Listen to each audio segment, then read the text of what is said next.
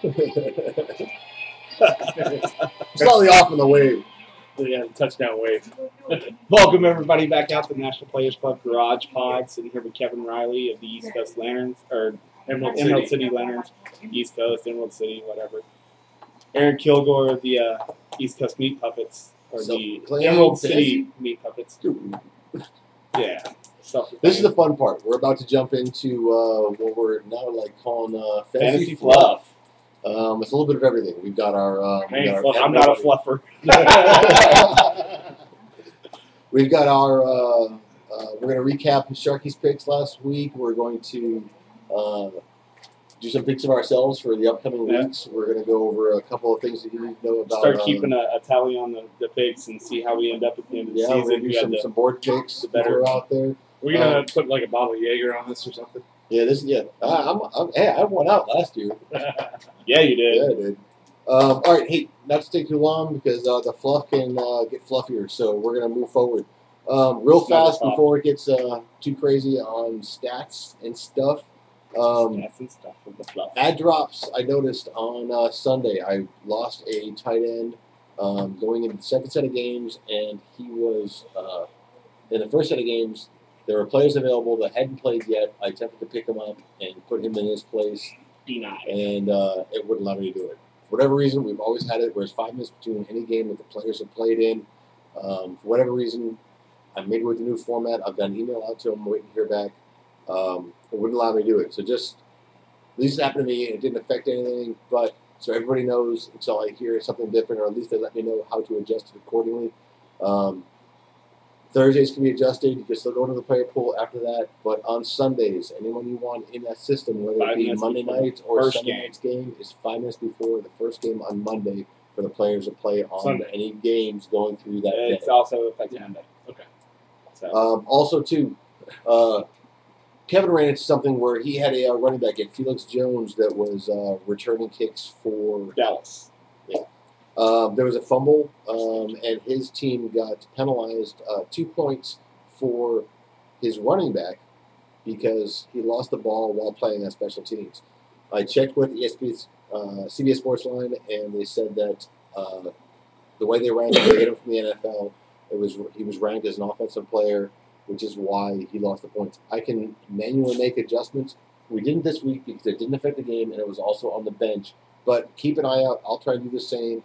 I highly doubt it's ever going to come down this way again. But if you have an offensive player that is returning kicks and he's in your starting lineup and he fumbles the ball and gets negative points for that, let me know if I don't catch it myself, because I can automatically go in there and add the points to it, because it may or may not make the difference in the game, but it may or may it may make a difference going into the playoffs when you're tied for points for going into a playoff matchup and someone's tied at whatever it is, you know. I think it is Reggie Bush returning kicks or punts like he did in New Orleans. Yeah, well, I think they pulled Felix Jones out for that particular thing, but there's a number of players out there, and Devin players that they slide through. It's, you know, Pat's doing a number of things with wide receivers. There's a number of players across the board that'll do that. So keep an eye on your offensive players if they're returning kicks, and if for whatever reason they fumble the ball and it costs them 2 points and they're in your starting lineup,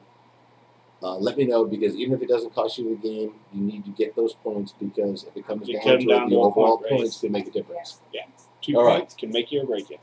That said, F-bombs for the week. We had a couple candidates in here. Yep. Really? We did a drop for that. Yeah. Yeah. We didn't. I was like, really? But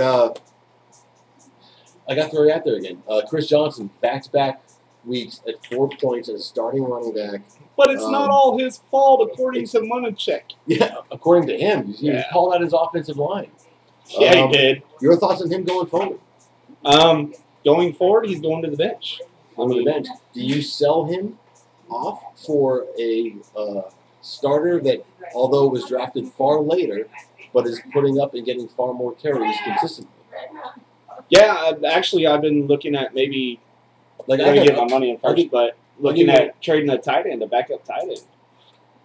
I'll give you an example. I picked up Alfred Morris off the waiver wire. He's get 28 points in week 1, got 6 points last week, but he's getting, I don't know, 18 carries a game. and is producing more with it. Who do you see that you'd be willing to give Chris Johnson up for via running back out in the league right now that people are carrying that you thought would be worth starting?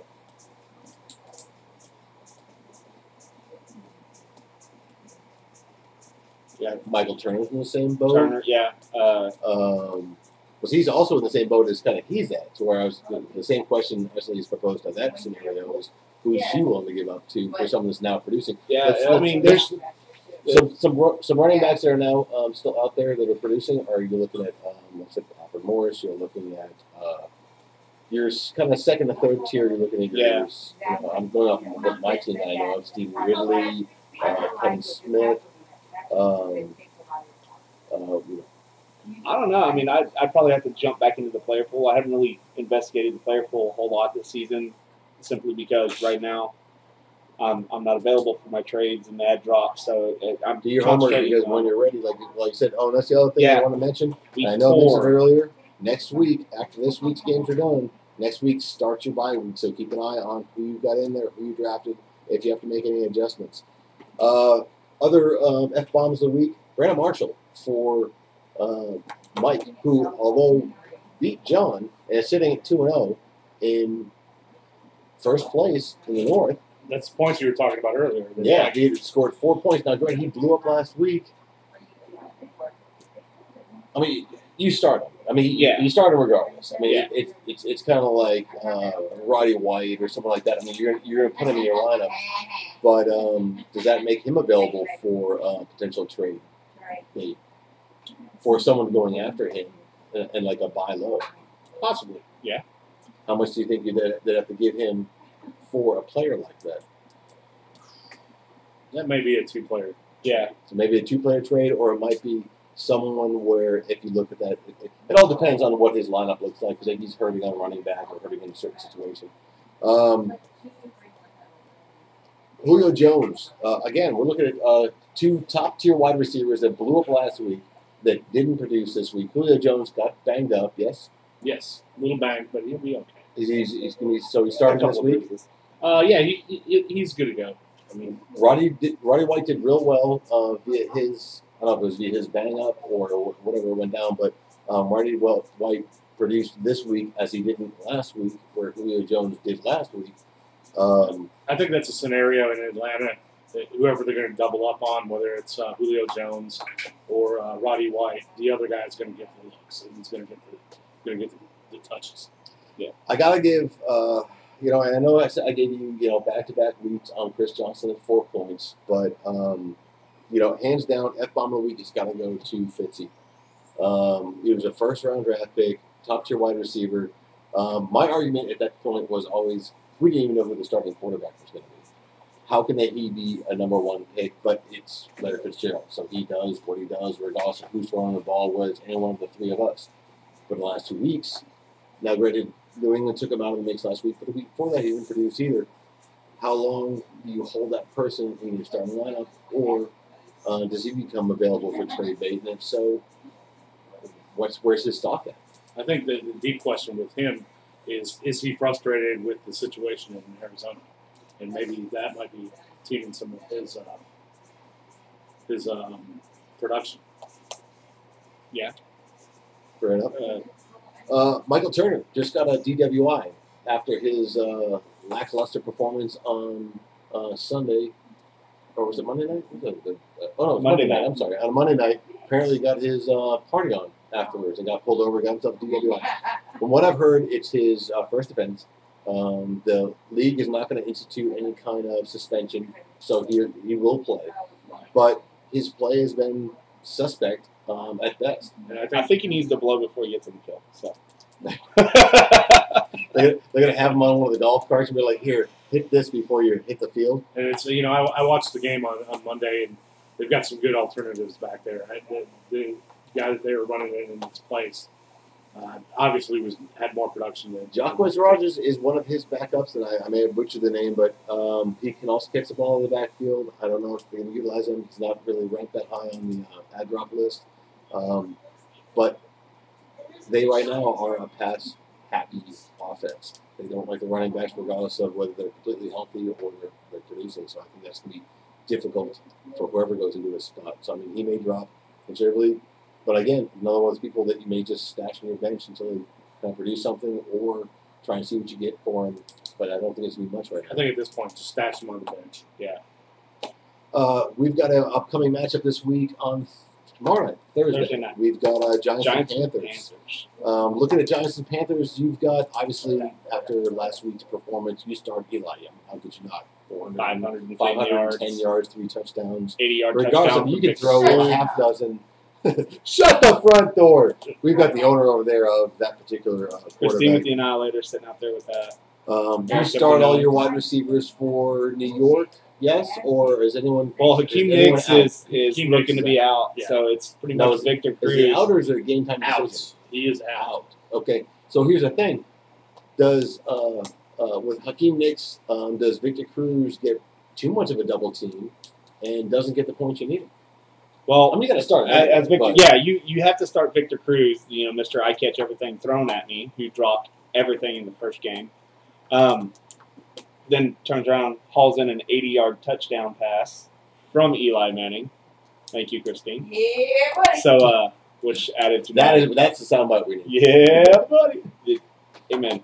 But no, I mean, you got to start him. He showed some great speed. And everybody's been talking about that speed that he's been showing on that sideline, running down, getting away. He's breaking away from his cover.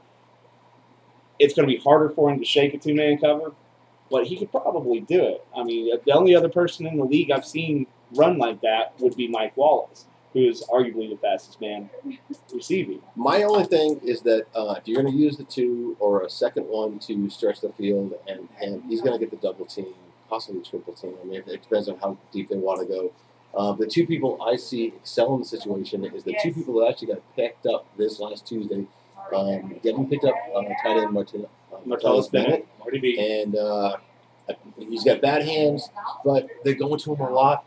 That and Gordo picked up Ahmad Bradshaw's backup, who is now probably the clear-cut number 1, at least for this week, potentially moving forward depending upon his neck injury. Yeah, I think you have a shootout tomorrow night. I mean, you've got 2 quarterbacks that are going to be able to sling the ball around. Sling it around. It's gonna come around to deep safety and double coverage on both sides of the ball. So you're starting all your quarterbacks. You're starting Cam. You're starting Eli. Steve Smith, healthy enough to start? You start. Running back by committee in Carolina? You got 3 running backs, essentially. Yeah. John Stewart has been the heavy only because he can catch balls out of the backfield. More balls for Cam Newton, or who's it? Moshe Marino? Is that who's he? No, that's Denver. D'Angelo Williams. Yes. D'Angelo Williams. 60-40 split. That's about how they're running it right now. That's kind of what I'm thinking, and including the especially on the PPR. I would say it's probably more like 60-20, and Cam gets 10%. Okay. Well, I tell you what. Let's. Do you want to jump into our picks of next week? Let's go over how Sharky thinks. What is Sharky? Okay, we'll do a quick recap of Sharky, like a 60 seconds. Sharky's picks last week.